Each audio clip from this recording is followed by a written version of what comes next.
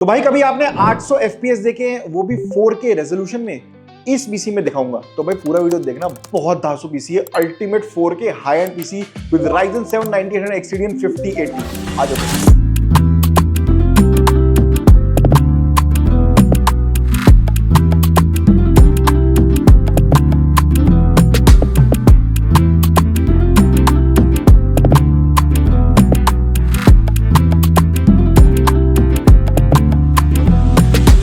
सबसे पहले तो बात करते हैं इस पीसी के यूज केस की। डेफिनेटली जैसे आप देख सकते हो, गेमिंग बढ़िया वाली इसका यूज केस था, वो भी 4K के अंदर।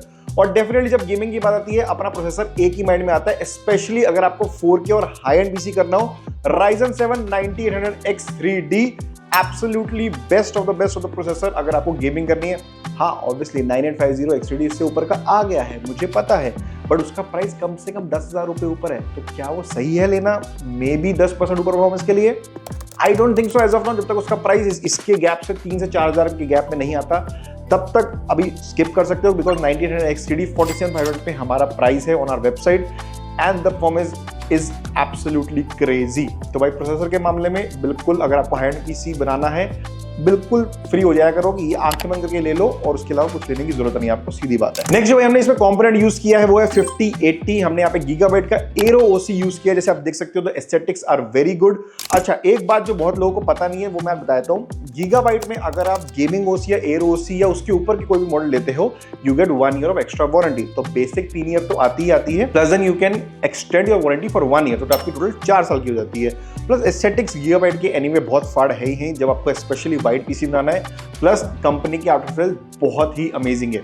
अब उसी वजह से हमने जो मदरबोर्ड यूज किया है वो भी गीगाबाइट का ही यूज किया है, X870 Aorus Elite X3D Ice।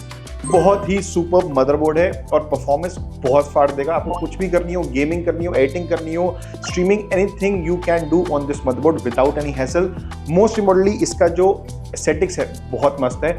अच्छा, आपने सुना होगा मैंने इसमें बोला है Aorus Elite X3D। अब भाई X3D मदरबोर्ड वो है जो अभी लेटेस्ट गीगाबाइट लॉन्च किया है। अब इसमें X3D में क्या आता है, बेसिकली आपको एक X3D मोड मिलेगा अपने बायोस के अंदर, जिससे आपकी परफॉर्मेंस स्पेशली X3D प्रोसेसर्स में बूस्ट हो जाएगी।